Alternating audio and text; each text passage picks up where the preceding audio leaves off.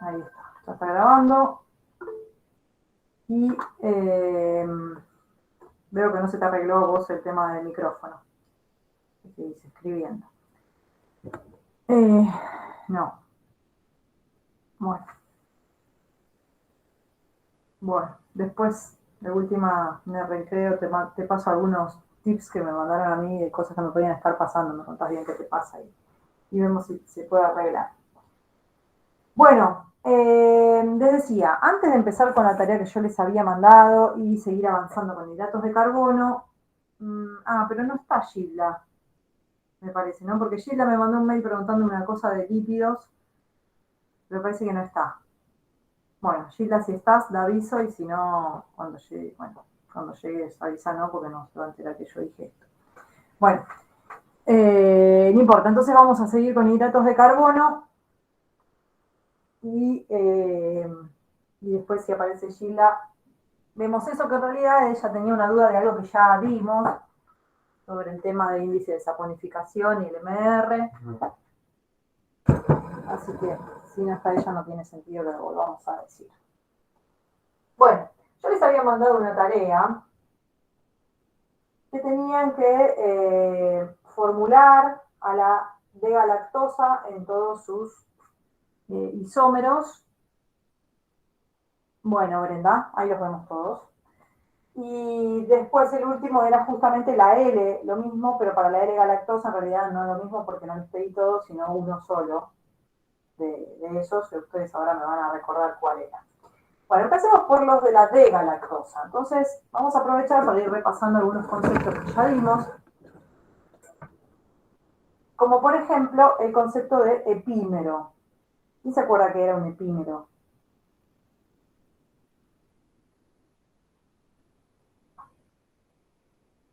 ¿Nadie? Era un isómero óptico que varía en la configuración de un único carbono quiral, del cuarto, en este caso, en la galactosa. Bueno, perfecto, José. Un epímero entonces es un isómero óptico en el que varía la configuración de un único carbono quiral, y en este caso lo habíamos usado ese concepto para darles una pista de quién era la galactosa, porque habíamos dicho que la galactosa era epímero en carbono 4 de la D-glucosa. Entonces, se van a ir dando una idea de que la estructura de la D-glucosa es más o menos la única que deben conocer de memoria, a pesar de que generalmente será de dato. Pero bueno, ya se la pueden ir aprendiendo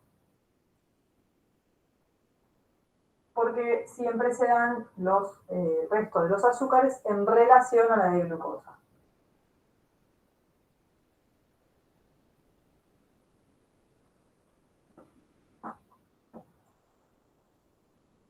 Fíjense que yo ya en el pizarrón voy simplificando la forma de anotar los compuestos para ahorrarme tiempo, ¿sí?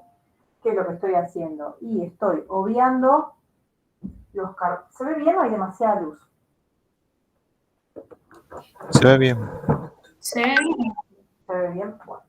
Estoy obviando estos carbonos del medio de la cadena, ¿sí? Para ahorrar tiempo. Y también estoy obviando los hidrógenos, ¿sí? Solamente ubico los oxidrilos en donde van, porque eso era importante, porque la configuración absoluta de cada uno de estos carbonos quirales determinaban que esta sea la de glucosa y no otra, ¿sí? Acuérdense que ya variando la posición de alguno de los oxidrilos, obtenemos un azúcar que se llama de otra manera. Entonces, esta es la D-glucosa, ¿sí? A partir de esta estructura nosotros tenemos que sacar la estructura de la D-galactosa.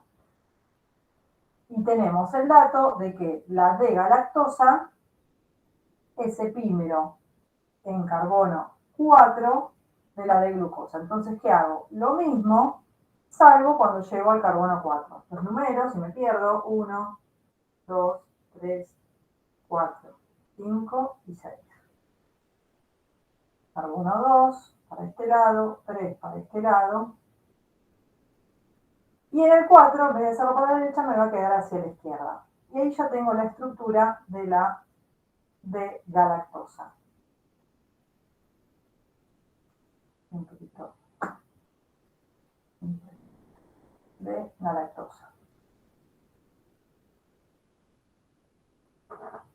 Muy bien. Entonces, la tarea era ciclar a la D-galactosa en todas sus formas posibles, digamos. Las dos formas piranósicas, y digo dos porque cuando se ciclaba un azúcar, aparecía la posibilidad de tener dos isómeros ópticos distintos. ¿Cómo se llamaban entre sí? ¿Qué eran entre sí? Anómeros, puede ser. Anómeros, ¿sí? Son los isómeros que surgen de el cierre de ese ciclo. Que entonces teníamos la posibilidad de que el oxidrilo nuevo que se forma en el carbono 1, que a partir de ahora le llamamos carbono anomérico, ese oxidrilo esté de la derecha o de la izquierda. Y entonces a partir de eso se formaban dos anómeros distintos. Bien, entonces vamos a hacer la galactosa en forma piranósica. Hacemos la forma del pirano para deducir desde ahí qué carbono de la cadena tendría que reaccionar con el carbono carbonílico para que se forme ese tipo de anillo. Entonces sabemos que este es el 1, 2, 3, 4, y acá, cuando llego acá, me dice entonces que el carbono que va a reaccionar con el 1 va a ser el 5, porque acá se me acabaron los carbonos y ya llegué al oxígeno. Entonces, carbono 1, 2, 3, 4, 5, este es el que va a reaccionar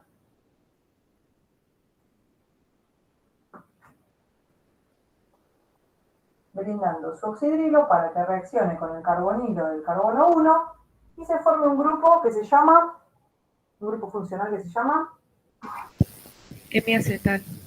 hemiacetal cíclico. Muy bien. Entonces, si se formó un hemiacetal, acá aparece un nuevo oxidrilo.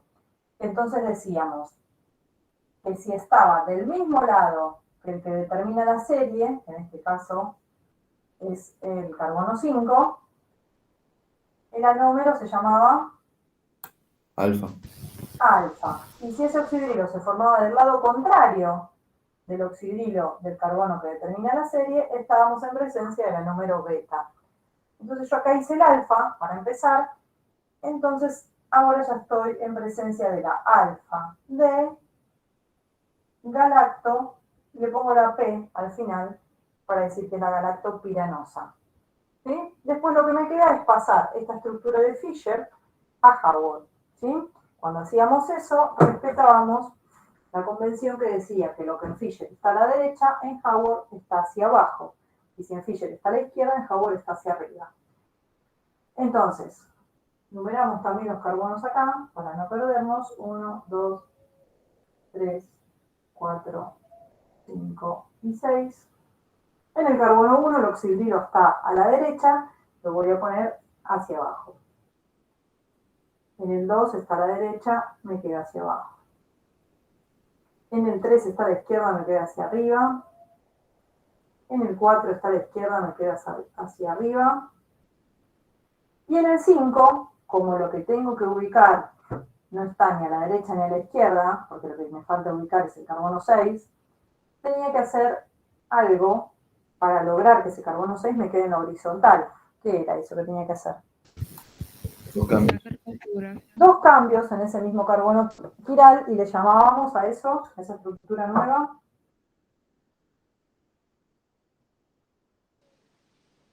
Fischer modificado. Fischer modificada. ¿Por qué? Porque estamos modificando la estructura de Fischer de un compuesto, ¿sí? Para que se vea de otra forma, pero es el mismo compuesto, ¿sí? Entonces no tiene un nombre distinto, es Fischer modificada. Entonces, en el primer cambio, voy a sacarme de encima este oxígeno, que cierra el ciclo, y ese es el que voy a pasar a la vertical. Primer cambio, todo lo de arriba queda igual. Paso el carbono 6 a la derecha, ocupando el lugar que antes ocupaba el oxígeno que cierra el ciclo. Y el oxígeno que cierra el ciclo lo pongo acá, y acá me queda el carbono 6. ¿Sí? Este es el carbono 6, este es el carbono 5. Ese sería el primer cambio. Lo de arriba queda igual, ¿sí? No lo escribo para simplificarles un poco la estructura a ustedes. Y como tengo que hacer sí o sí dos cambios, para respetar la configuración absoluta del carbono 5 y no cambiársela, en el segundo cambio, este carbono 6 que me había quedado a la derecha me va a quedar a la izquierda.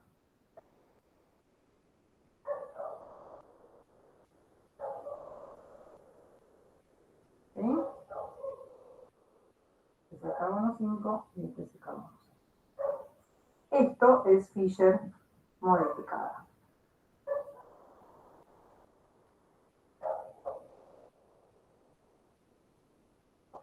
Una vez que ya tengo el carbono 6 en la horizontal, entonces puedo ver que me quedó a la izquierda. Si me quedó a la izquierda, en agua va a ir hacia arriba.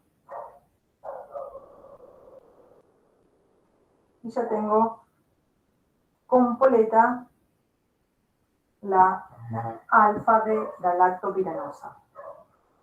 ¿Alguien tiene dudas hasta acá con algo de esto?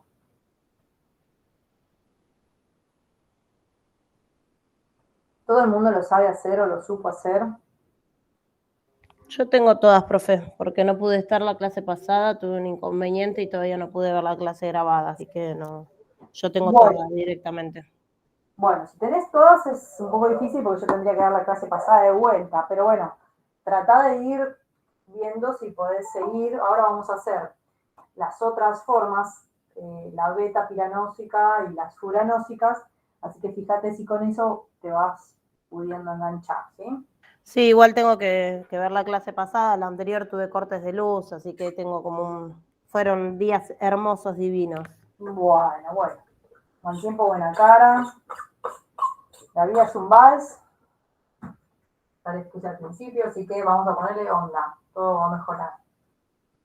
Bueno, entonces hasta acá la alfa de galactopiranosa. Entonces, volviendo al concepto de los anómeros, que yo voy a ir repitiendo así los conceptos así, los que se quedaron atrasados con algo como Eli o como cualquiera de otros de ustedes que haya pasado algo parecido, van tratando de enganchar.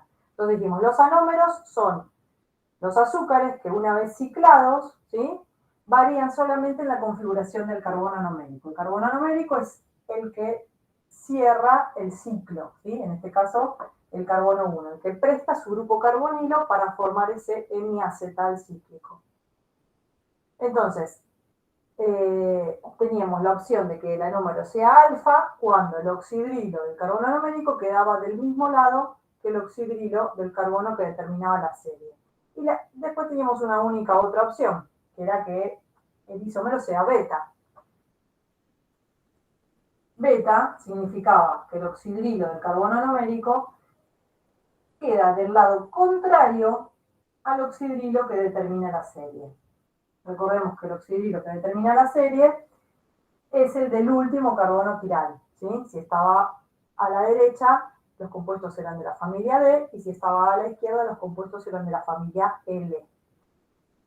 Entonces, si yo tengo que hacer el anómero beta para la D-galactosa, ¿qué es lo único que tendría que cambiar de esta estructura que ya está formulada en el pizarrón? El primer carbono. Claro, solamente voy a cambiar la configuración del carbono anomérico, ¿sí? Si esta era la alfa de galactopiranosa, para hacer la beta dejo todo igual y el oxidrilo del carbono anomérico lo voy a poner hacia arriba, ¿sí?, hacia el lado contrario del anómero alfa. Entonces esta va a ser la beta de galactopiranosa, ¿sí? Entre sí son anómeros. Habíamos dicho que también podíamos decir que los anómeros eran epímeros, porque variaban en la configuración de un único carbono quiral. Y yo les había dejado para pensar en el hogar si también podríamos decir que eran diastereoisómeros. ¿Qué pensaron?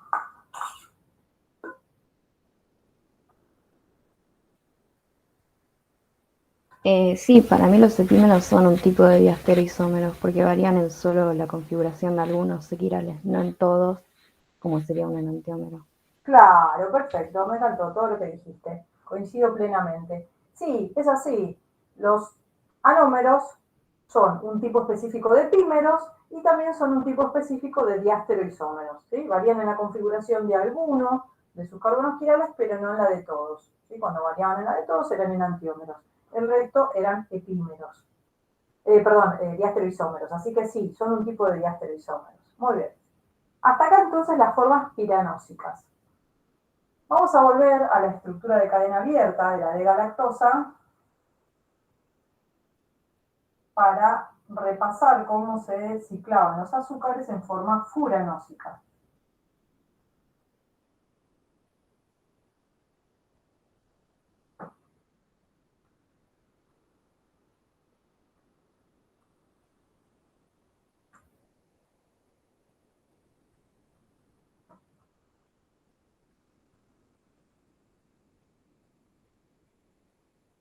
Bueno, ahí tenemos entonces otra vez a la D-galactosa de cadena abierta. Decimos que es D-galactosa porque el oxidrilo del último carbono quiral, ¿sí?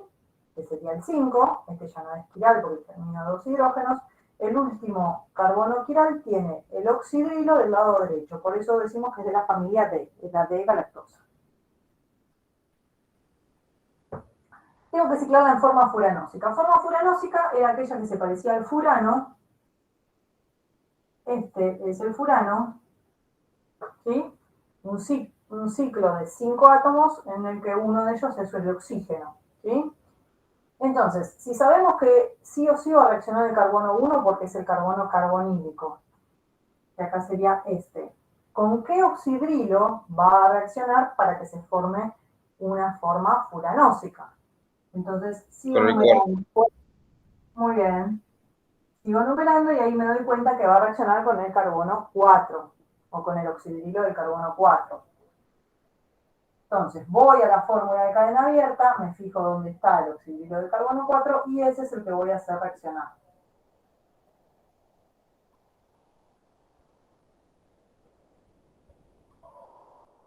El carbono 1 reacciona con el carbono 4.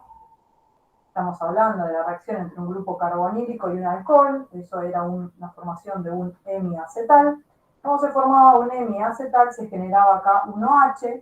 Entonces decíamos, ese OH puede generarse hacia la derecha o hacia la izquierda. ¿Sí? Supongamos que se generó hacia la derecha. Del otro lado queda un hidrógeno. Si se formó hacia la derecha, y acá vemos que el último carbono quiral tiene el oxidrilo hacia la derecha, es decir, están del mismo lado, entonces lo que hice fue formular la alfa de galactofuranosa. ¿Sí? Le pongo la F al final para que indique que es furanosa. ¿Sí? Me fijo en el oxidrilo del carbono que determina la serie y en el oxidrilo del carbono anomérico. Detalle. ¿Se dan cuenta que nada tiene que ver por dónde se cierra el ciclo? Esto va para Rocío especialmente, ¿sí? Me parece que te habías equivocado en eso, en lo que me mandaste por mail. Si estos dos oxidrilos están del mismo lado, es alfa. Si estuvieran de lados contrarios, es beta. Entonces, ya tengo la alfa de galactofuranosa, la voy a pasar a Howard. Cuando la paso a Howard, digo, carbono 1. Si acá está a la derecha, acá está hacia abajo. 2 está hacia la derecha, está hacia abajo. 3 está hacia la izquierda, está hacia arriba. 4, ¿qué pasa? Queda para abajo. Bueno, ahí me dijeron queda para abajo. ¿De dónde sacó? No sé si fue Rocío o quién. O Lu. De hacer los dos cambios y la Fisher modificada. Claro, hizo Fisher modificada, acuérdense. En el primer cambio, esto, que es lo que me falta saber acá en dónde va, el carbono 5 y el carbono 6, en el primer cambio van a quedar del lado izquierdo, ¿sí? Porque van a quedar reemplazando al oxígeno que cierra el ciclo, que entonces lo voy a pasar a la vertical. Esto queda al lado izquierdo. Y como después tengo que hacer un segundo cambio, lo que estaba a la izquierda pasa a la derecha. ¿Me siguen ahí o lo tengo que hacer? ¿Lo hace para mí al menos, profe, porfa? Sí, lo hago. Gracias. Primer cambio. Hago solamente la parte de acá abajo, ¿sí? Esto. En el primer cambio voy a reemplazar este oxígeno, que es el que cierra el ciclo, ese oxígeno lo voy a poner abajo, en la vertical, y en su lugar voy a poner el carbono 5 y el carbono 6, ¿sí? Estoy haciendo un cambio en un mismo carbono quiral, que es el carbono 4, ¿sí? Acá voy a poner el carbono 5 con sus hidrógenos y el oxidrilo con su hidrógeno y el oxidrilo, y el carbono 6 en sí, con sus hidrógenos y el oxidrilo. Este es el carbono 5, este es el carbono 6 y este es el carbono 4. Pasé esto al lugar del oxígeno, y el oxígeno bajo a cerrar el ciclo por la vertical para que yo sepa esto en dónde lo ubico en Howard. Entonces para eso tiene que estar en la horizontal. Si hago un solo cambio, estoy cambiando la configuración del carbono 4. Yo no quiero hacer eso, porque quiero que sea el mismo compuesto, que sea la D-galactosa. Entonces, para respetar la configuración del carbono 4, siempre tengo que hacer dos cambios, como lo hacíamos cuando veíamos isomería óptica. Cuando haga el segundo cambio, lo que voy a hacer es pasar este carbono 5 y el 6, que están a la izquierda, hacia la derecha.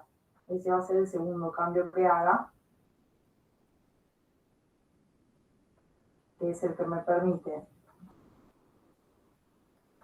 saber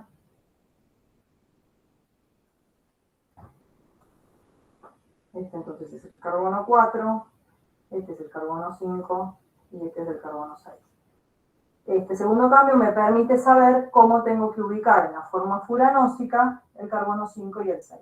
Si me quedo a la derecha, quiere decir que acá en el carbono 4 lo voy a tener que formular como Hacia abajo. hacia abajo. Entonces, hago una línea larga hacia abajo para poner el carbono 6 y la hago larga porque acá en el medio me va a faltar ubicar el oxidrilo del carbono 5. ¿Cómo resolvíamos ese problema? ¿Lo pongo a la derecha o a la izquierda y por qué? Te fijas en la configuración absoluta de carbono 4. Muy bien, del carbono 5 en realidad. Sí. Porque para el 4 hicimos Fisher modificada. Para el 5 me tengo que fijar en la configuración absoluta del carbono 5 acá, y esa misma configuración absoluta tengo que buscar acá en Howard. Entonces, decimos, esto anda, prioridad 1 en el oxidrilo, ¿sí? Prioridad 2 en la cadena que está arriba, y prioridad 3 acá. Esto gira en sentido antihorario, pero con el hidrógeno en la horizontal, la configuración absoluta es R. ¿Sí? Eso mismo voy a buscar acá. Entonces, si no me doy cuenta, a simple vista, para deducir dónde tengo que poner el oxidrilo, lo pongo en cualquiera de los dos lados y me fijo si me queda R. ¿Sí? Esa es la forma de resolverlo. Por ejemplo, vamos a ponerlo acá, a la derecha. Prioridad 1 en el oxidrilo, 2 arriba, 3 abajo, gira en sentido antihorario con el hidrógeno horizontal es R. Así que así estaría bien.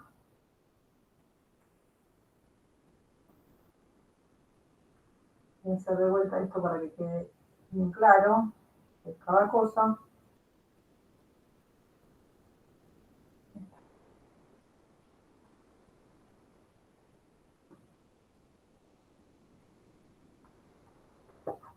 ¿Sí?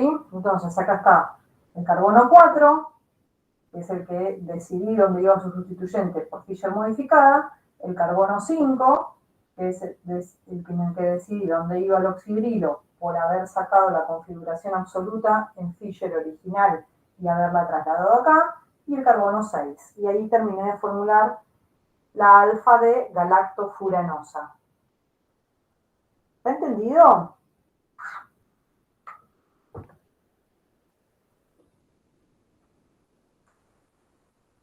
Sí, yo entendí. Sí. Bueno, salvo Eli, que está atrasada porque no estuvo en la otra clase. Los demás, los que vienen más o menos enganchados, ¿no tienen ninguna duda específica, algo que no les cierre, alguna duda que les quede? ¿Quieran preguntar? No, yo hice los ejercicios y ahora viendo me había equivocado y los alfa los había puesto como beta y los beta como alfa, porque no sé, creo que me guiaba por el oxígeno que quedaba solo para hacerlo de alfa y beta, no sé, y ahora me di cuenta que no. Bueno, Rocío me mandó también por mail que había hecho la tarea y había cometido el mismo error, creo. Por eso se los remarqué al principio. Entonces, para que sea alfa, el oxidrilo del carbono anomérico tiene que quedar del mismo lado que el que determina la serie, y eso no tiene nada que ver con el oxígeno que cierra el ciclo, ¿sí? Por eso les mandé a hacer justamente los ejercicios con la galactosa, ¿sí? Porque sabía que en el carbono 4 el oxidrilo está para el otro lado, y entonces iban a tener que ciclar para el otro lado y se les iba a generar esa duda, ¿sí? O sea, es un error común. Pero este es el momento Profe, de marcarlo. Sí, en el mail me dijo que cambiaron también todas las configuraciones de los carbones quirales. Y para, no eso entendí muy bien. viene después. Eso viene cuando tenemos que hacer el L. Eso para cuando tenemos que hacer la L galactosa. Porque Bueno, yo pensé hasta que acá para estamos. hacer eso solamente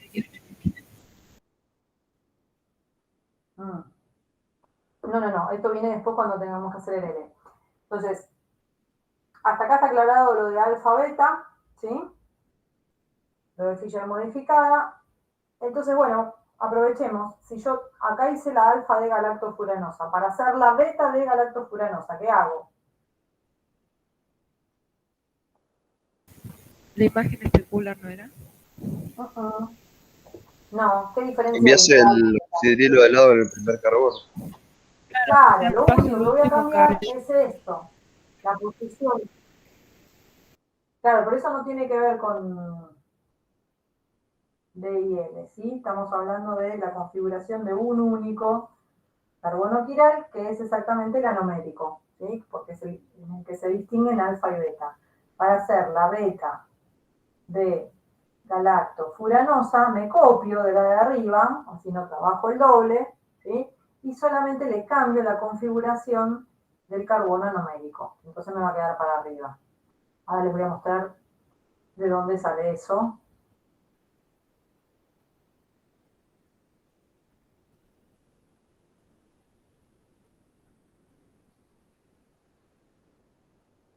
¿De dónde sale que ahí quede para arriba? Además de que si esta es alfa y esta es beta, tengo que hacer la configuración contraria. Sale de que cuando se forma el ciclo, si yo quiero que me quede beta, decíamos que el anómero beta era cuando el oxidrilo del carbono anomérico quedaba del lado contrario del que determina la serie. Acá el que determina la serie está a la derecha, entonces el lado contrario sería la izquierda. ¿Ahí me siguen? Quedaría acá el oxidrilo y acá quedaría un hidrógeno. Eso cuando lo paso a Howard, que está a la izquierda, el oxidrilo está hacia arriba. ¿Sí? ¿Entendieron? Sí. Entonces, bueno, lo pueden pensar de las dos maneras. Si hicieron el alfa, cuando hacer el beta le cambian la configuración del carbono anomérico. Y si no hicieron el alfa, porque el ejercicio directamente les pedía, por ejemplo, formule la beta de galactofuranosa, cuando la ciclan directamente saben que para que sea beta, el oxidrilo del carbono anomérico tiene que estar del lado contrario que el oxidrilo del carbono que determina la serie. Y con esta vez creo que es la número 20 que lo digo, ¿sí? Así que más vale que lo aprendan y lo hagan bien. ¿Está bien? Ahí vamos. Entonces, hasta acá tenemos la galactosa, la D-galactosa en realidad, hecha en forma piranósica, anómero alfa y beta, en forma furanósica, anómeros alfa y beta. Y les había dado, de tarea también, formular la L, no me acuerdo qué era, L, ¿qué más? Galacturanosa. Ni alfa ni beta les dije. Alfa. Alfa, L, galacto. Bueno, alfa, L, galactofuranosa. Bueno. Entonces, esa maldad la hice para lo siguiente. Si yo tengo que hacer la alfa, L, galactofuranosa, lo primero que tengo que pensar es quién es la L-galactosa. ¿Sí? Para empezar a formular la cadena abierta y después hacer que sea furanosa, hacer que sea alfa. Pero primero tengo que saber quién es la L-galactosa. ¿Y quién es la L-galactosa?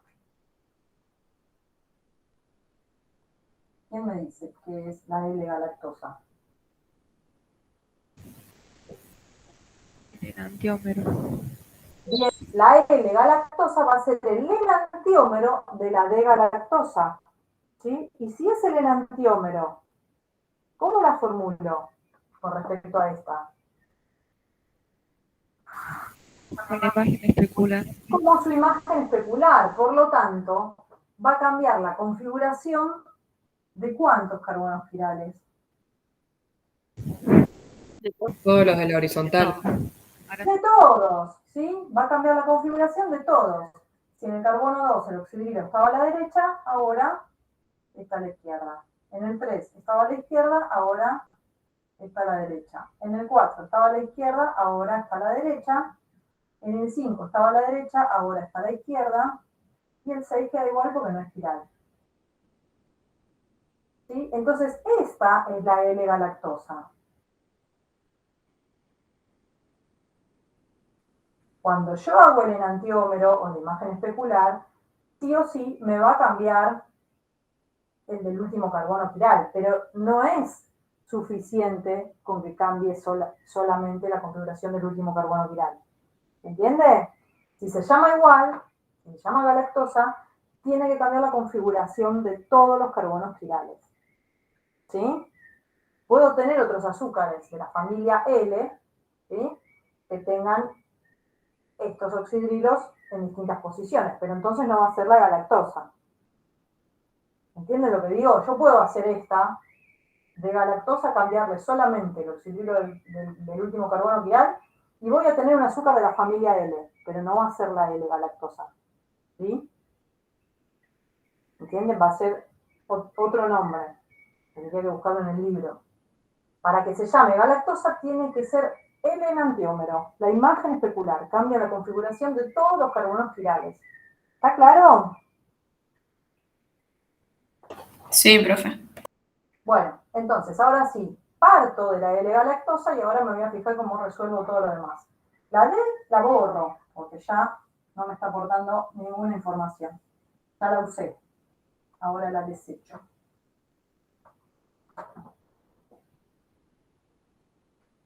Bien, tengo la L-galactosa y la tengo que hacer furanósica. Entonces vuelvo a los razonamientos que hacemos siempre. Hago el furano.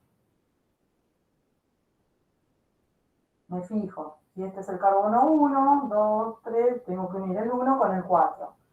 1, 2, 3, este es el 4. Entonces ahí voy a cerrar el ciclo.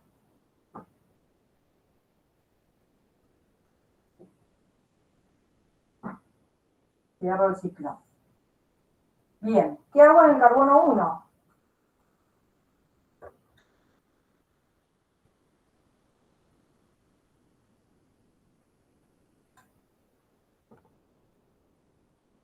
Recuerden que se está formando un N-acetal cíclico, así que ¿qué tiene que aparecer ahí y de qué lado?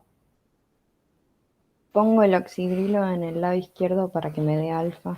Muy bien, Lu, muy bien. Tiene que aparecer un oxidrilo, porque es un hemiacetal cíclico, y lo voy a poner del lado izquierdo, porque si yo quiero que sea alfa, el oxidrilo del carbono anomérico tiene que estar del mismo lado que el oxidrilo que determina la serie. ¿Se entiende? Entonces, para que esté del mismo lado, como el que determina la serie lo tiene a la izquierda, acá lo voy a hacer también a la izquierda. Listo, ya tengo la alfa, L, galacto, furanosa.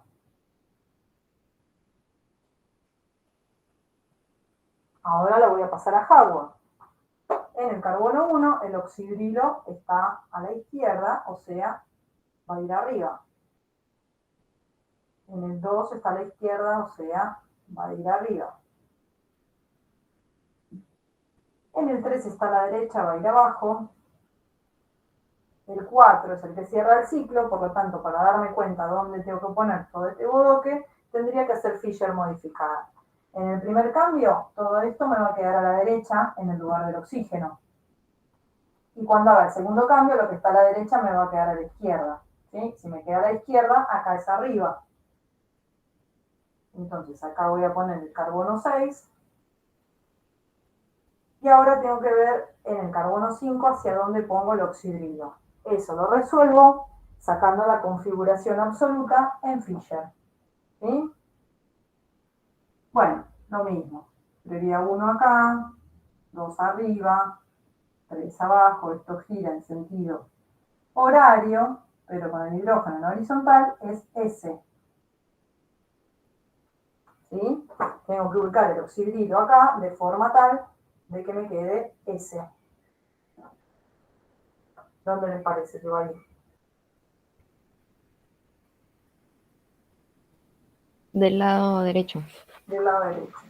Y también. Lo compruebo para ver si no me equivoqué. Prioridad 1 en el oxidrilo, 2 acá abajo, 3 arriba. Gira en sentido horario con el hidrógeno en horizontal, es S, así que está bien. Así les tendría que haber quedado la alfa L galactofuranosa.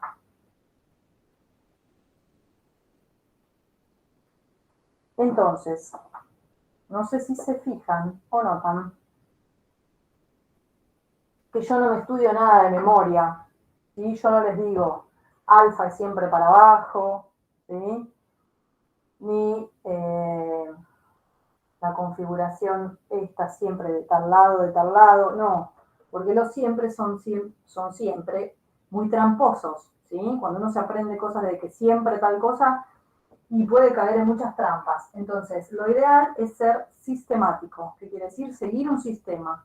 Yo les enseñé un sistema para que no fallen, ¿sí? Ustedes cumplen los sistemas, calcular los asuntos siempre bien.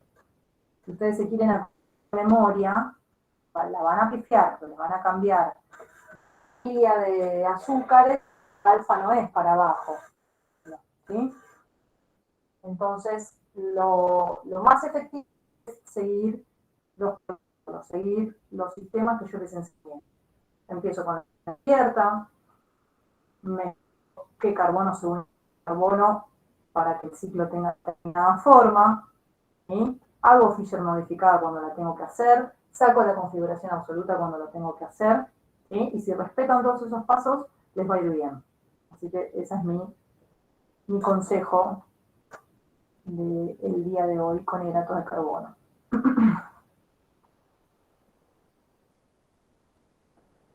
Ahí dice Eli que se le ve borroso, dice ella sola. Además, ¿ven bien? Ahora sí, la veo bien y la escucho bien, pero recién la escuchaba todo como y medio borroso. Bueno, no sé, capaz que mi internet también puede ser. Bueno, ¿qué dicen?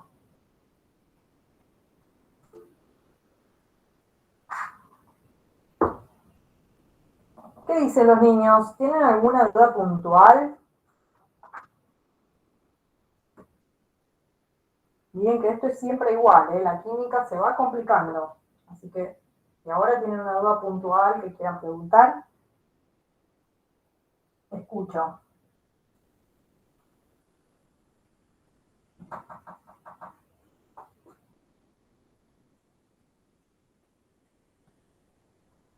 Si no, avanzo. ¿Nada?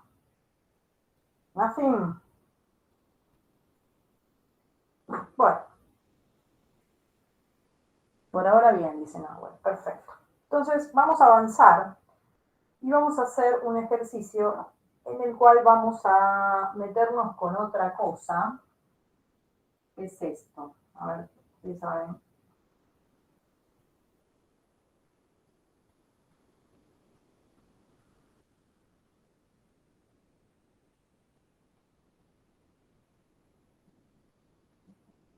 ¿Y saben quién es esta gente?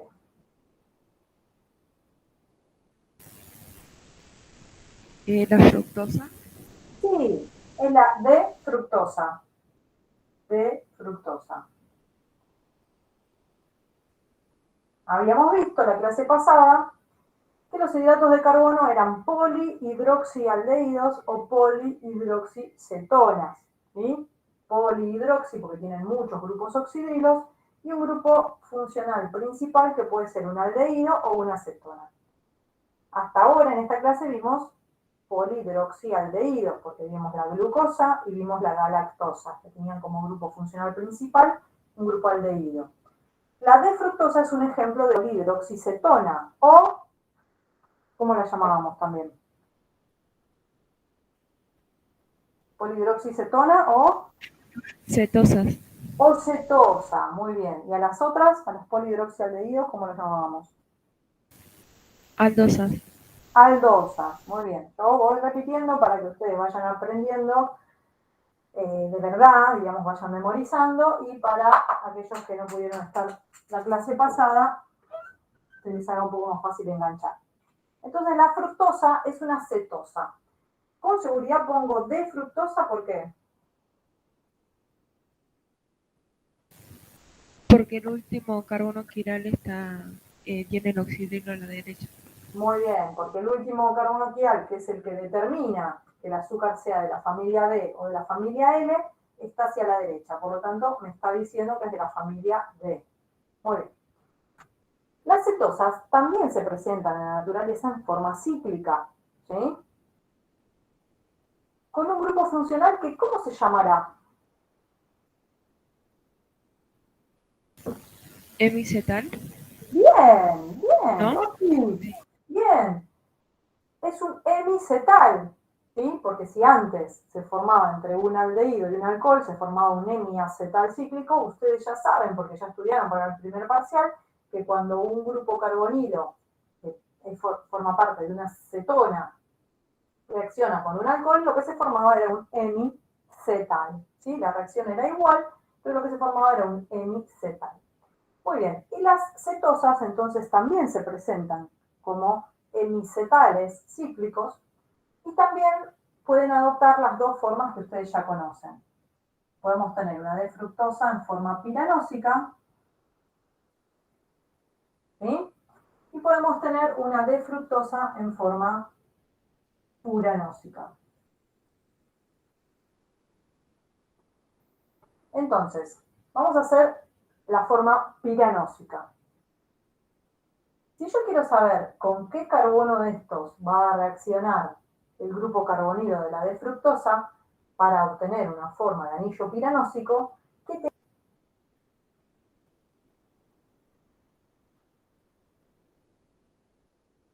lo que venimos haciendo siempre. ¿Qué hacía yo? Ponía tal cosa.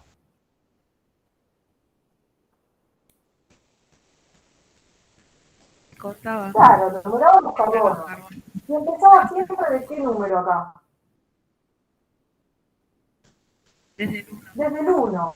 Pero ahora que yo tengo que ciclar una fructosa, ¿voy a empezar desde el 1? No, desde el 2 se empieza. Voy a empezar desde el 2, porque habíamos quedado que este carbono era el que tenía el grupo carbonílico, ¿sí? Es el que reacciona para formar el hemicetal cíclico en este caso, ¿sí? Entonces, si este es el carbono 1, este es el 2, 3, 4, 5 y 6. Ahora a este carbono le voy a poner el número 2, porque es el que tiene el grupo carbonilo. Ese es el que va a reaccionar con alguno de estos oxidrilos que todavía no sé cuál. ¿Cómo hago para saber cuál? Sigo numerando. El 2, el 3 está acá, el 4 está acá, el 5 está acá y el 6 está acá. Entonces, ahí tengo la pista de con qué carbono tengo que hacer reaccionar al carbono 2. ¿Sí? ¿Con cuál? Con el 6. Entonces lo voy a hacer acá aparte, para que no se confundan las cosas. Carbono 2, carbono 3, carbono 4, carbono 5 y carbono 6. Entonces, ¿qué va a pasar? El carbono 6 va a quedar con sus hidrógenos, pero el oxígeno en su oxidrilo es el que va a reaccionar con el carbono 2 para formar el hemicetal cíclico. ¿Sí? Y en el carbono 2, ¿qué va a pasar? Para que se forme un hemicetal, quiere decir que acá, de un lado, me va a quedar el carbono 1, ¿sí? En lugar de un hidrógeno, como quedaba cuando se formaba un hemiacetal, me queda una cadena carbonada, que en este caso la cadena carbonada es el carbono 1. La pongo de cualquier lado, después vemos qué nos quedó. Acá está el carbono 1. Y del otro lado, ¿qué me va a quedar? Si se forma un hemicetal. ¿El oxidrilo? Un oxidrilo, claro, se forma un oxidrilo, igual que pasaba en el hemiacetal. La única diferencia es que en el hemiacetal acá quedaba un hidrógeno, porque esto venía de un aldehído. Acá, como viene de una acetona, acá lo que queda es una cadena carbonada. Y la cadena carbonada es el carbono 1. Bien, entonces, esta D-fructopiranosa que ya tengo formulada, ¿es alfa o beta?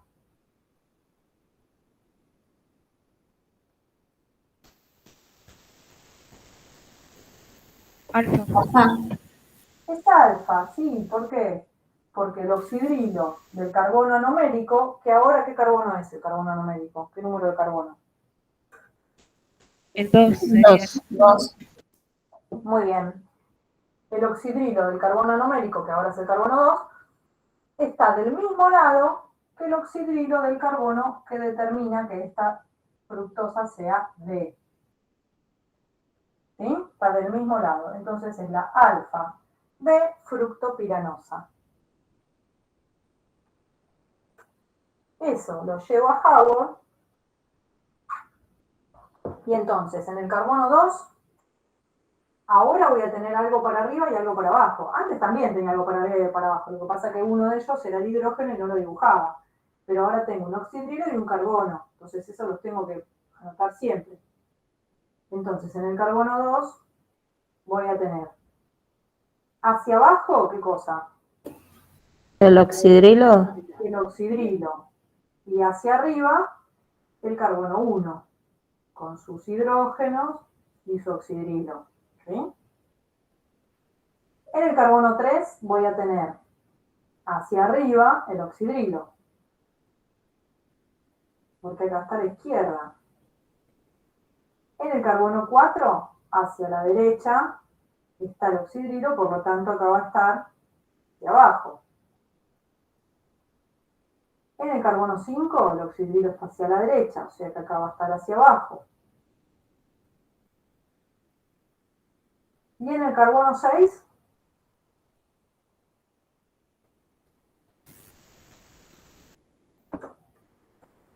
Queda así solo, porque serían claro, hidrógenos. queda así, porque el carbono 6, fíjense, lo único que tiene es la unión al oxígeno, que es el que cierra el ciclo, que ya está hecha. Y lo único que tiene es los dos hidrógenos. Y acordémonos que cuando hacíamos una fórmula de esqueleto como es esta, no se escriben, ¿sí? No hace falta escribirlos. Esto que está acá es un CH2. No tiene nada, ni para arriba ni para abajo. ¿Está claro? Esta es entonces la alfa de piranosa o FRUP.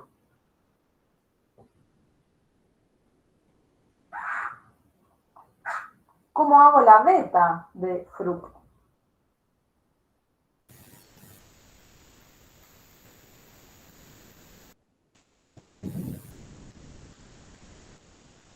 Profe, entonces en este caso no hay que hacer Fisher modificada. No, nos ahorramos un trabajito porque no tenemos problema. ¿Cómo hago para que se ¿Qué sería que tendría que ir al revés? ¿El oxidrilo arriba y la cadena carbonada hacia abajo? Sí, Eli, sí, sos mi ídola. No me mienta, profe. No importa, muy bien tu aporte de este momento. No, está bien, está perfecto. Sí, se cambia solamente la configuración del carbono anomérico, porque quiero que sea el anómero beta. El carbono anomérico, en este caso es el carbono 2. ¿Por qué? Porque es el que cierra el ciclo. ¿Sí? Esta va a ser la beta de fructopiranosa.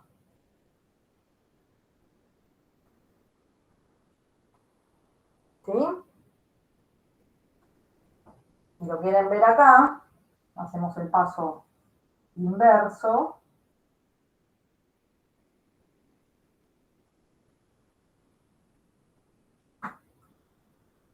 Si en Howard el oxidrilo está hacia arriba, quiere decir que en Fisher estaba a la izquierda. Y a la derecha va a quedar el carbono 1 porque en Howard está hacia abajo. Entonces acá veo claramente que es el anómero beta. ¿Por qué? Porque el oxidrilo del carbono anomérico está del lado contrario del que determina la serie. ¿Sí? Esta sería la beta de fructopiranosa.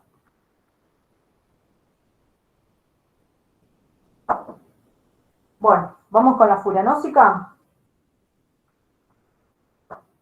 ¿Puedo borrar? Sí. Borro.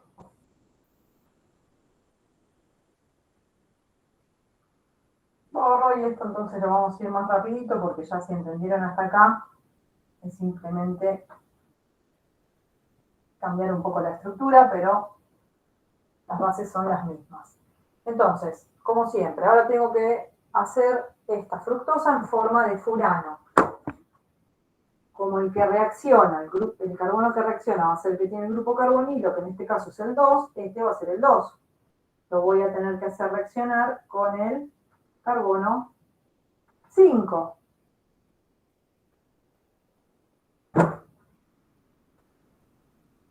Entonces,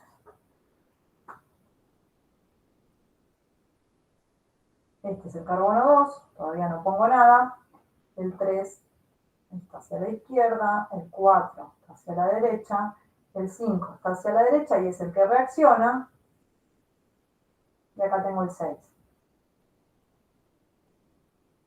Carbono 3, 4, 5 y 6.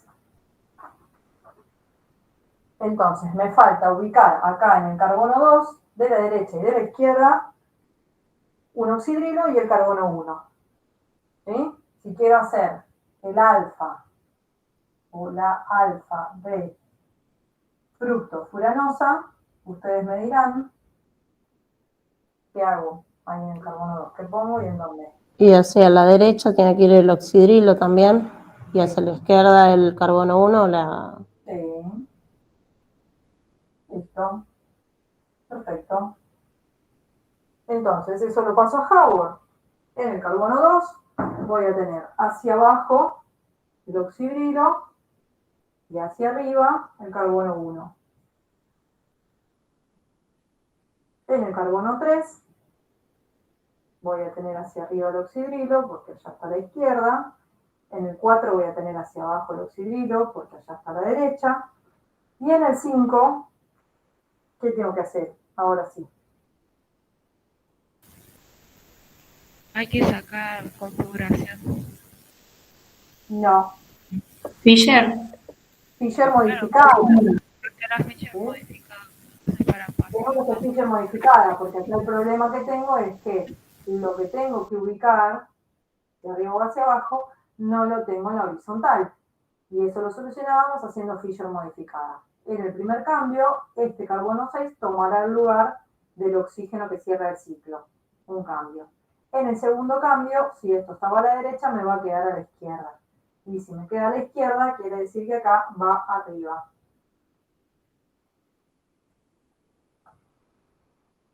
¿Quieren que lo haga? Yo sí, porfa.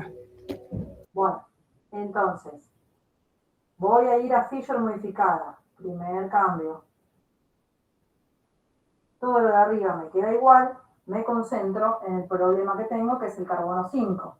En el carbono 5 yo tengo que lograr que este sustituyente del carbono 5 me quede en la horizontal. Entonces voy a hacer dos cambios en ese carbono 5 para respetar la configuración del carbono 5 y no cambiársela, seguir teniendo el mismo compuesto. Entonces en el primer cambio bajo el oxígeno que cierra el ciclo a la vertical, ¿sí? Me lo saco de encima. Y el carbono 6 no le va a quedar otra que ubicarse en el lugar donde estaba el oxígeno, ¿sí? Pero ahí sí le estoy cambiando la configuración al carbono 5. Entonces esta no es la estructura verdadera del compuesto. Para llegar a la estructura verdadera del compuesto, tengo que hacer número par de cambios en un mismo carbono quiral. Por eso voy a hacer dos. En el segundo cambio, este carbono 6 que me quedó a la derecha, me va a terminar quedando a la izquierda. Entonces ahora sí, tengo formulado el mismo compuesto que acá, pero de una manera que me permite pensar en Haworth si esto lo voy a poner hacia arriba o hacia abajo. ¿Por qué? Porque ahora el carbono 6 lo tengo en la horizontal, ¿sí? Entonces eso me dice que está o a la derecha o a la izquierda. En este caso está a la izquierda. Si está a la izquierda, en Haworth eso es arriba. Fui muy rápido, Eli. ¿Cómo se dice? No, sí. Bueno. Entonces, esto que hice de hacer dos cambios en un mismo carbono quiral para lograr tener el sustituyente que yo quiero ubicar en Haworth, tenerlo o a la derecha o a la izquierda, porque acá no lo tenía ni a la derecha ni a la izquierda, lo tenía en la vertical. Eso es lo que me frenaba para seguir formulando el compuesto. Entonces, para lograr tenerlo a la derecha o a la izquierda, tuve que hacer dos cambios para respetar la configuración de ese carbono, el carbono 5. Entonces, a eso se llama Fisher modificada. ¿Siempre tengo que hacer los dos cambios, profe, para saber la ubicación exacta? Siempre que te encuentres con este problema, ¿sí? Siempre que te encuentres con el problema de que vos estás ubicando acá, y dijiste, bueno, esto abajo y esto arriba. Acá el oxidilo va para arriba, acá el oxidilo va para abajo. Esto te lo iba diciendo la posición de los sustituyentes de cada carbono de la cadena principal, si estaba hacia la derecha o hacia la izquierda. Cuando llegas al 5, ¿sí? El 5 es el que cierra el ciclo, o sea, este oxígeno es este. Entonces, Sí. lo que vos tenés que ubicar en el 5, el sustituyente del 5, es el carbono 6. ¿Cómo sabes si lo pones hacia arriba o hacia abajo? No lo podés saber, porque para saberlo lo tendrías que tener en la horizontal, porque la convención habla solamente de que lo que está a la derecha en Fisher va hacia abajo en Haworth y lo que está a la izquierda en Fisher va hacia arriba en Haworth. Y acá el carbono 6 no lo tenés ni hacia la derecha ni hacia la izquierda. Entonces, para razonar, digamos, cuál es la configuración de este carbono 5 y copiarla acá, lo que haces es hacer dos cambios. Seguís teniendo la misma configuración absoluta del carbono 5, pero ves la molécula dibujada de otra forma, que te permite cumplir con lo que te están pidiendo. Entonces, en el primer cambio, te queda a la derecha porque el oxígeno que cerraba el ciclo estaba a la derecha. Es un cambio uno por uno. Y ahí le cambiaste la configuración al carbono 5, es otro compuesto. Entonces, para volver a la configuración original, haces el segundo cambio. Entonces, ahí lo que estaba a la derecha te queda a la izquierda, te sacaste el problema de encima porque el oxígeno lo seguís teniendo en vertical, y ya sabes dónde ubicar el carbono 6. Si está a la izquierda, ya sabes que acá va arriba. Ok, y siempre arranco el primer cambio por el lado de donde esté el oxígeno. Si en este Claro, caso el oxígeno estaría de la izquierda, tengo que arrancar primero de la izquierda. Claro, si Ah, vos ok. si estuviera ciclado por acá, porque era un compuesto de la familia L, por ejemplo, Sí. vos pondrías el carbono 6 en lugar del oxígeno a la izquierda y finalmente te quedaría a la derecha. Y Ah, acá ok. quedaría hacia abajo. Ahora voy terminando de entender la idea, gracias. De nada, perfecto. No te creas, sé que vos porque no estuviste en la clase, pero no te creas que los demás 30 que están por ahí la tienen recontra clara, ¿eh? Me imagino que debe haber por lo menos 20 que están como vos. No, igual yo después la tengo re clara y después me termina yendo como me fue en el parcial, pero bueno, no importa eso. Bueno, nada, eso es cuestión de capaz que de estudiar más en casa, porque uno por ahí entiende las clases, pero después si no ejercita, ese puede ser un problema. Otro problema puede ser más psicológico, que ya no me meto, de nervios y esas cosas que nos pueden traicionar. Pero es común, digamos, que uno entienda todo en la clase y después cuando lo quiere hacer solo, no entendió tanto como creía.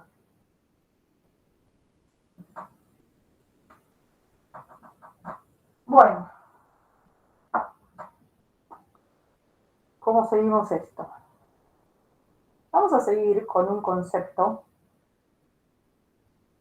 y dejamos de ciclar un poquito, que se llama mutarrotación.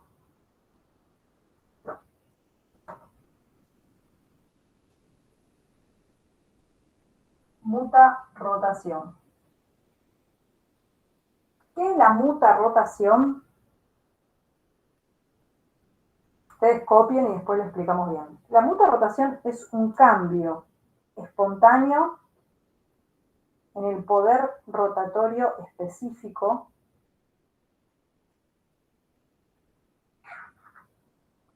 En el poder, profe. rotatorio específico, cambio espontáneo en el poder rotatorio específico de una sustancia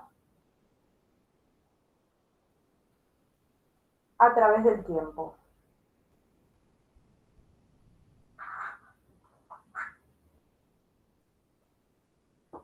Cambio espontáneo en el poder rotatorio específico de una sustancia a través del tiempo.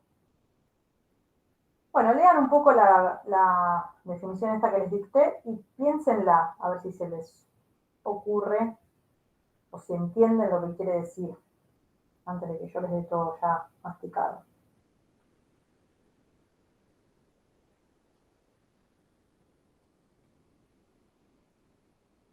Mientras yo voy haciendo un grafiquito en el pizarrón.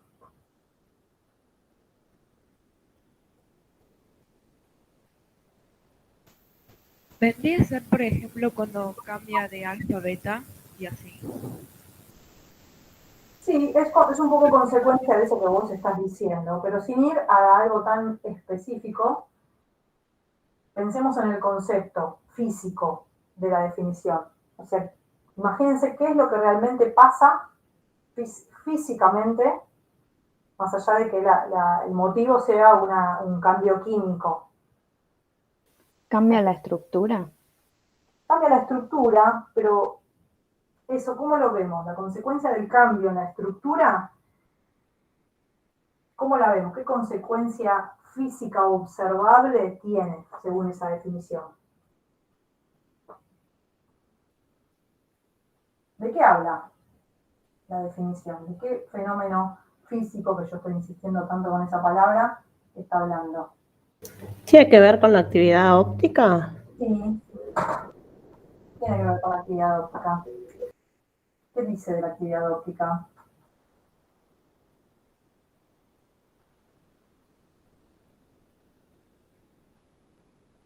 Con el poder rotatorio con el que puede rotar la luz polarizada.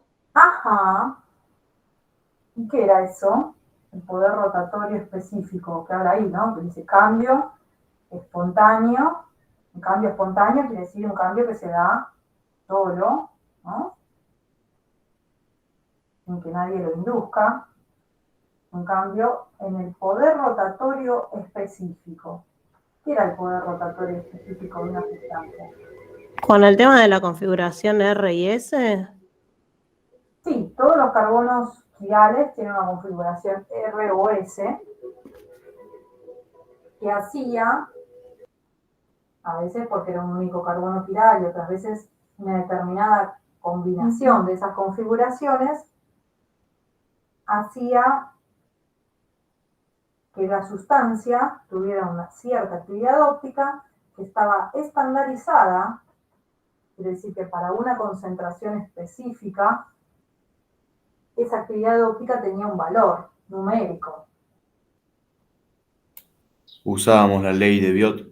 Claro, la ley de Biot nos decía cuántos grados giraba una determinada sustancia al plano de la luz polarizada en un determinado sentido, ¿sí? Cuando la concentración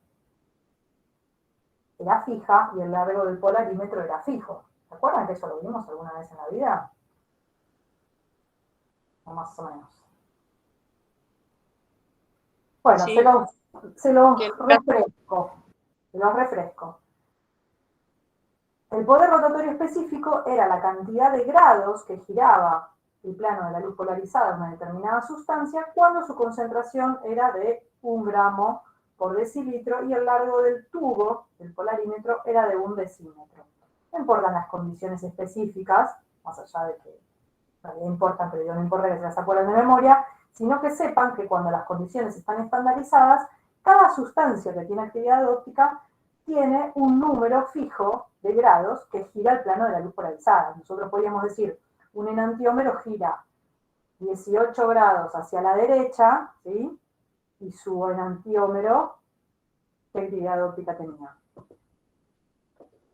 Menos 18 grados hacia la Claro, 18 grados hacia la izquierda, la actividad óptica exactamente contraria. Y ese número, esa cantidad de grados, varía con la concentración de la sustancia. Si una solución está más concentrada, la actividad óptica es mayor, porque el rayo de luz se encuentra con más moléculas a su paso que lo modifican en forma mayor. Entonces, ese número era para una determinada concentración, por eso podíamos decirlo, para 1 gramo por decilitro. Entonces, eso es el poder rotatorio específico. Quiere decir que si yo pongo la D-glucosa, ¿sí? Esta es una molécula de D-glucosa. Si yo pongo la D-glucosa en un polarímetro, ¿sí? Como es una molécula que tiene actividad quiral, ¿o no? Perdón, tiene actividad óptica. Sí. No? Sí, está llena de carbonos quirales, ¿sí? Y no es meso. Entonces, es una sustancia que tiene actividad óptica. Entonces, si yo la pongo en un polarímetro, yo esperaría encontrar una alteración del plano de la luz polarizada. Bien, lo que dice este concepto de mutarrotación, vuelvo a repetirles la definición, es el cambio espontáneo en el poder rotatorio específico de una sustancia a través del tiempo. Quiere decir que si yo disuelvo la glucosa en un vaso con agua y lo pongo en un polarímetro, no voy a ver un número fijo de grados que gira el plano de la luz polarizada, sino que voy a ver que cambia ese número a través del tiempo.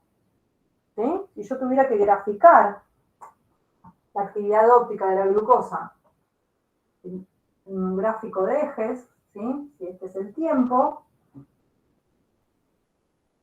y este es el poder rotatorio específico, ¿sí? Vería que en el primer momento en que yo pongo el azúcar en agua, miro y gira el plano de la luz polarizada, no sé, por ejemplo, 25 grados. ¿Sí? A los 2 minutos vuelvo a mirar y ya no están 25, están 23. A los 5 minutos vuelvo a mirar y está en 20. ¿Sí? A los 10 minutos vuelvo a mirar y está en 10. ¿Sí? O sea, va variando el poder rotatorio específico a través del tiempo hasta que llega un momento en que se estabiliza y queda en un valor determinado, ahí sí fijo.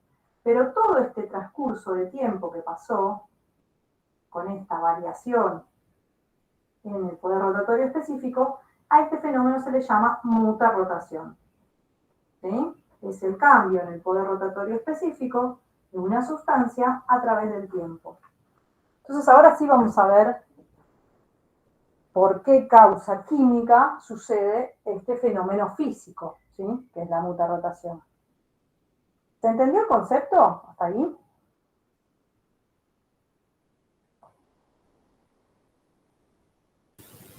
Sí. ¿Sí? ¿Se entiende lo que significa este gráfico?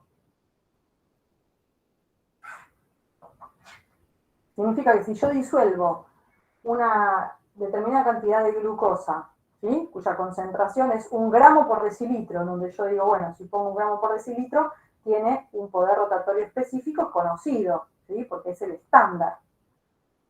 Es 10, por ejemplo, ¿no? Pero cuando apenas lo disuelvo no veo 10, veo 25. Y después de un rato veo 23, veo 20, veo 15, y recién después de un rato largo veo 10 y que ese 10 se mantiene constante, ¿sí? Lo que pasa en el medio se llama mutarrotación. ¿Y a qué se debe? Se debe a esto, ¿sí? La explicación está acá, en este cuadrito. ¿Por qué? Porque la glucosa de cadena abierta se puede ciclar y cuando se cicla tiene la opción, por decirlo de una manera, de ciclarse en cualquiera de sus formas. En cualquiera de sus formas piranósicas, alfa o beta, y en cualquiera de sus formas furanósicas, alfa o beta. Y una vez que está ciclada, también tiene la opción de abrirse y volverse a ciclar de manera distinta, ¿sí? Entonces, las distintas combinaciones de concentraciones de cada una de estas formas que se dan en la solución son las que generan estos valores del poder rotatorio específico distintos a través del tiempo hasta que el poder rotatorio específico se estabiliza. ¿Cuándo se va a estabilizar? Cuando cada una de estas concentraciones, ¿sí? La de cadena abierta, la de formas furanósicas y formas piranósicas, se mantienen constantes a través del tiempo. ¿Qué quiere decir? Que si una molécula de esta se abre y pasa a forma de cadena abierta, al mismo tiempo una molécula de cadena abierta se está ciclando y pasa a esta forma piranósica. Entonces, como las concentraciones se mantienen constantes, el poder rotatorio específico se mantiene constante. Estaríamos acá ya, ¿sí? Cuando dejó de mutarrotar. Y esas concentraciones tienen unos valores determinados para este compuesto, ¿no? Esta es la alfa de glucopiranosa, y una vez que se estabilizó el poder rotatorio específico, estamos más o menos en un 40% de forma piranósica alfa. Estamos alrededor de un 60% de forma beta piranósica. Alrededor de 1% de cadena abierta, y de estas formas uranósicas hay trazas. ¿Saben qué es trazas? Trazas son concentraciones muy bajitas de algo, tan bajitas que no se pueden medir, ¿sí? Cuando hay algo en una concentración tan baja que no se puede medir, se dice directamente que hay trazas.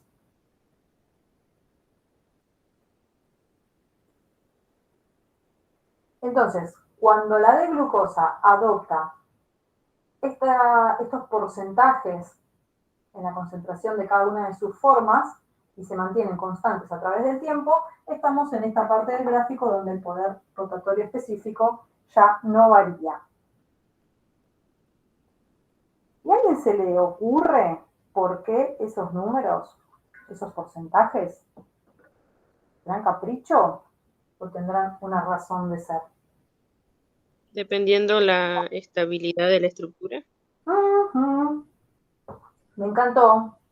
Y entonces, ¿por qué tenemos casi el 100% de formas piranósicas y muy poquito de formas furanósicas y de cadena abierta?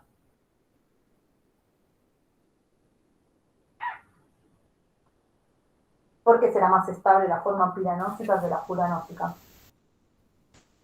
Porque tiene los ángulos más abiertos, o sea, los carbonos están más separados.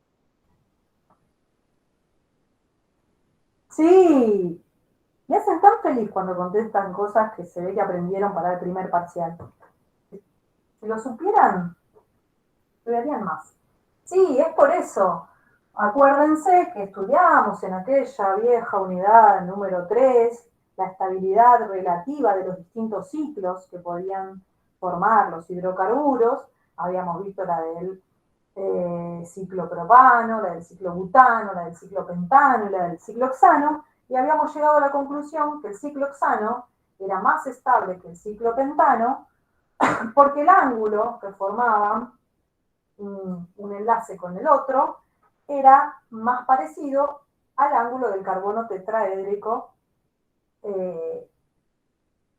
digamos normal, como tenía que ser, ¿sí? Que era de 109,5, en el caso del ciclohexano era de 109, que era más cercano que el del ciclopentano, que era de 108.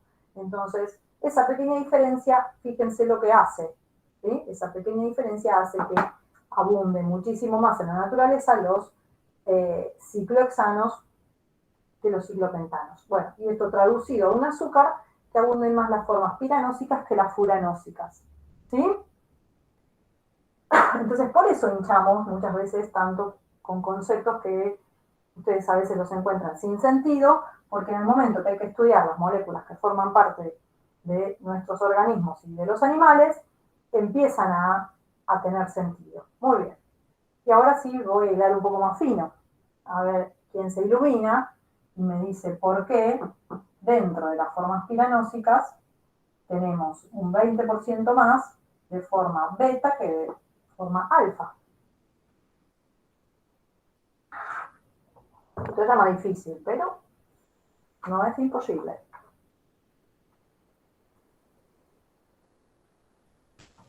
Puede ser que la beta no Lo del plano. tensión.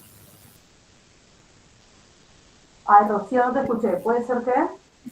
Puede ser que sea por la ubicación de los oxidrilos. Ay, perdón, Rocío. No pasa nada. Dale, Robert, intentá ver si te podemos escuchar. Se escucha muy mal. Bueno, era básicamente eso, que en el beta genera menos tensión oxidrilos entre sí, por tener diferentes planos. Sí, O sí, para es por eso. ¿Y por qué? Es verdad, es por eso. Es por la posición de los oxidrilos. ¿Pero por qué? ¿Qué tendría que hacer yo en el pizarrón para evidenciar esto que me están diciendo? ¿Qué harían? Los enlaces axiales y ecuatoriales. Sí, muy bien, muy bien. Tengo que dibujar a la alfa de glucopiranosa o a la beta, ¿sí? ¿En forma de qué? Silla. Silla. En forma de silla.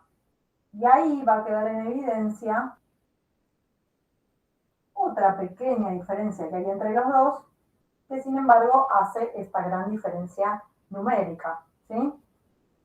Fíjense, ahí tengo una silla, que le cambié uno de los carbonos por un oxígeno para representar justamente a la glucosa. Vamos con la beta, que es la más estable, por eso abunda más.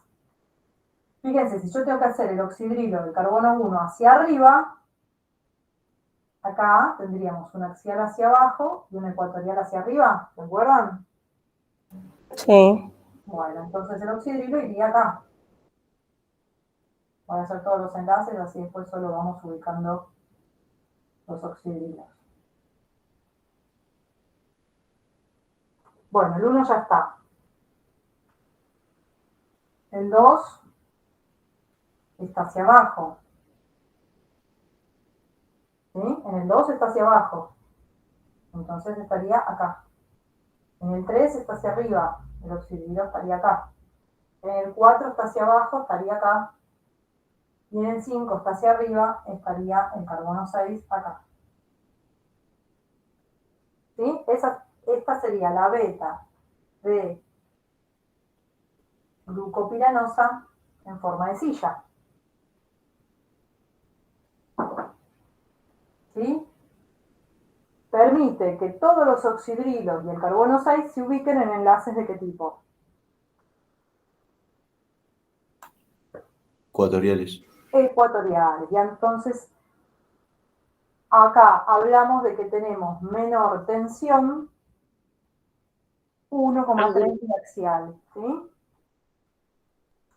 Que en el caso de la alfa-D-glucopiranosa, en la que lo único que le haría variar es que este oxidrilo estaría ubicado acá. ¿Sí? Para que esté para abajo me queda en un enlace axial. Y fíjense, esa pequeña diferencia genera que este compuesto exista en un 20% más que este. ¿Sí? Otro ejemplo de por qué les hinchamos tanto en que sepan dibujar la silla, en que sepan la diferencia entre un enlace axial y un ecuatorial, para que entiendan por qué existen determinadas moléculas y otras no, o no tanto. ¿Sí? Bien. ¿Qué les iba a decir otra cosa más? Que entonces cuando decíamos por qué existen las formas piranósicas en mayor proporción que las furanósicas, hablábamos de tensión angular, ¿se acuerdan? Del ángulo. Acá hablamos de tensión 1,3 diaxial. O tensión por eclipsamiento también puede ser.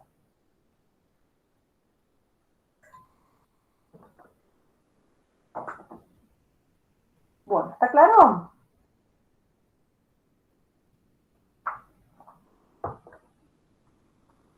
¿Puedo borrar? Y se borra por acá.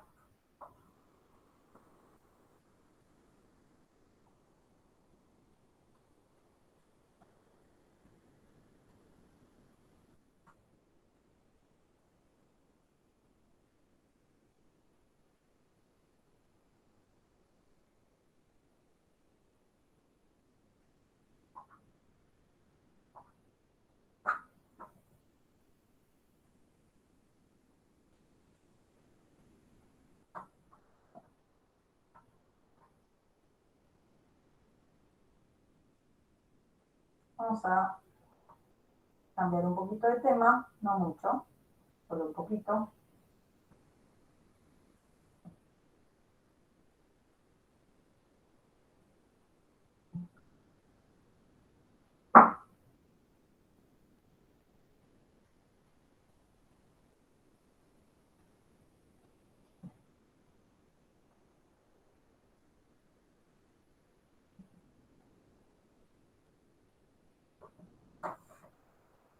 Bueno, ahí escribí algo en el pizarrón, ustedes me dirán qué es lo que acabo de formular.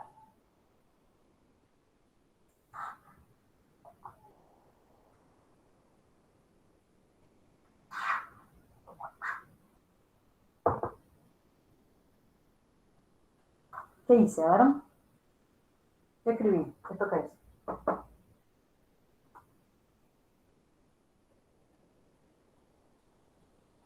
¿Será la alfa de glucó? Sí, es la alfa de glucosa, glucopiranosa, exactamente, alfa de glucopiranosa. ¿Y qué es esto? Vamos por parte, ¿cómo se llama esto?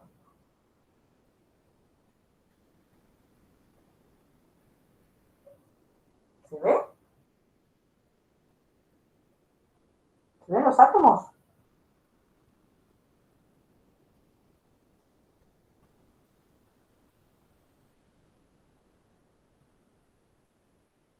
Hola. ¿Qué hay ¿El acá? sulfato de calcio? Entonces no se ve. No, no es calcio.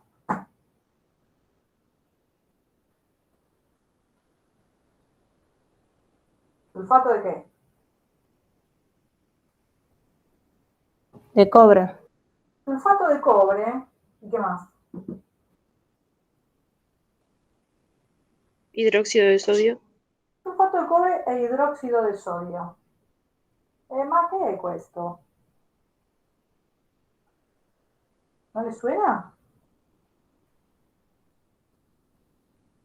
¿No le suena nada sulfato de cobre e hidróxido de sodio? Yo les digo que lo saben, que lo conocen. Sería el reactivo de Fehling. Claro, claro. La única que se acuerda de Lucía que se sacó 10. El sulfato de cobre y el hidróxido de sodio es el reactivo de Fehling. Cri, cri. Piensen, busquen en los archivos. ¿Qué era la reacción de Fehling? ¿Una qué?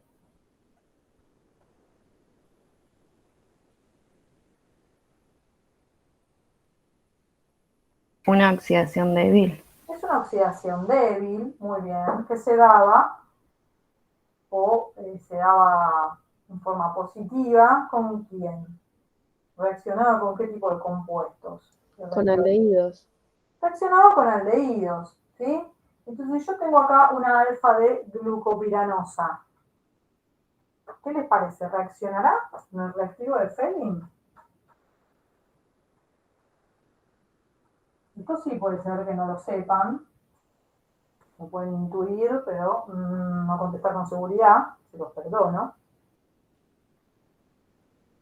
Si yo les digo les dije hace un rato que si ustedes tenían alfa de glucopiranosa en solución acuosa, ese ciclo se podía abrir, pasar por cadena abierta y volver a ciclarse o quedarse en cadena abierta. ¿Se acuerdan que lo vimos recién? En el esquema que hice en el pizarrón.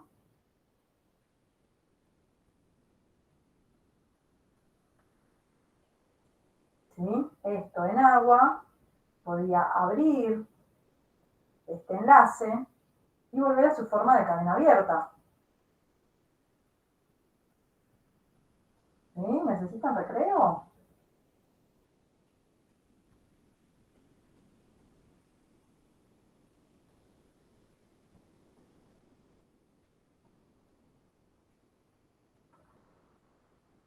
¿Me cortó internet? Me siento más sola, decir que los orzales cantan en el patio y entonces escucho algún ruido. Y el vecino está poniendo música ahora también. Bueno, se abre la cadena, tiene la posibilidad de abrirse el hemiacetal cíclico que formaba la alfa de glucopiranosa y pasar a la forma de cadena abierta, ¿sí? Esto que dice acá no es más que abrir el ciclo y recuperar o hacerle recuperar a la glucosa sus grupos funcionales iniciales, ¿sí? El oxidrilo del carbono 5, con el que había reaccionado el carbonilo del carbono 1. ¿Sí? Es lo mismo que se los escribo así.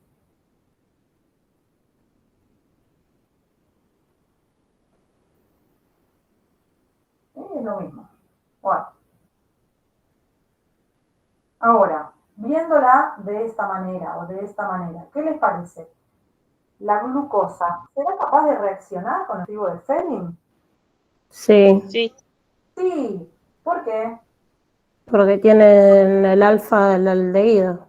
Claro, porque tiene un grupo carbonilo, ¿sí? En el carbono 1, por lo tanto, tiene un grupo funcional aldehído. ¿Y qué pasaba cuando un aldehído reaccionaba con Fehling? Dijimos que es una oxidación débil.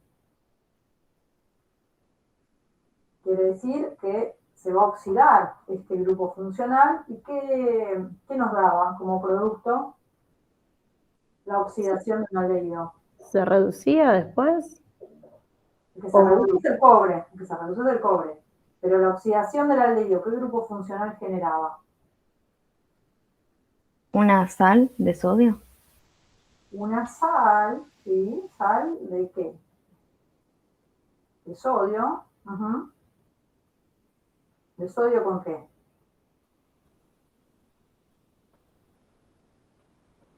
Y agua. ¿Con el óxido cuproso? Bien, agua, bien. Óxido cuproso. Pero digo, la sal de sodio, ¿con qué es la forma del sodio, la sal?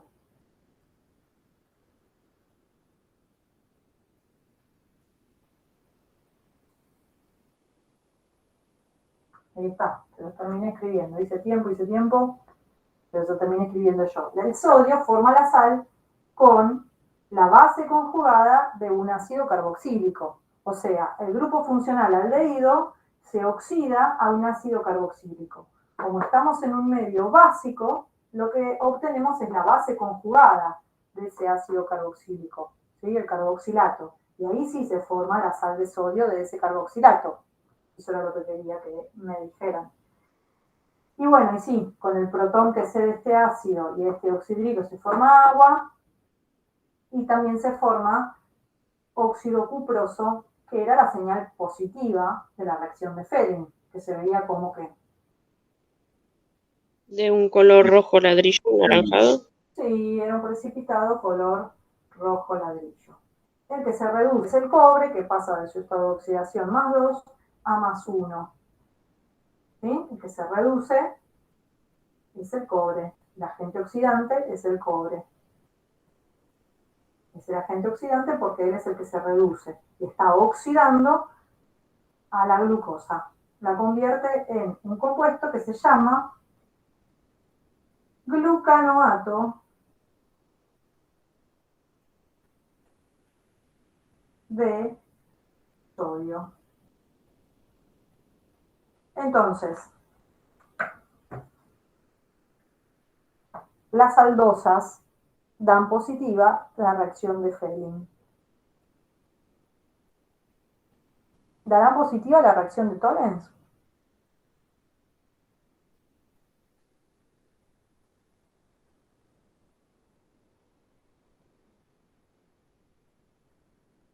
Sí, También dan positiva la reacción de Tollens.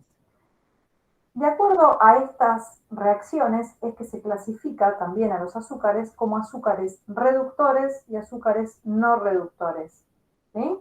Azúcares reductores son aquellos que se oxidan en una reacción de Fehling o de Tollens, ¿sí? Porque son reductores porque se oxidan y a su vez reducen a otro compuesto, en este caso el cobre, en el caso de la reacción de Tollens reducen a la plata, ¿sí? Por eso se los llama azúcares reductores.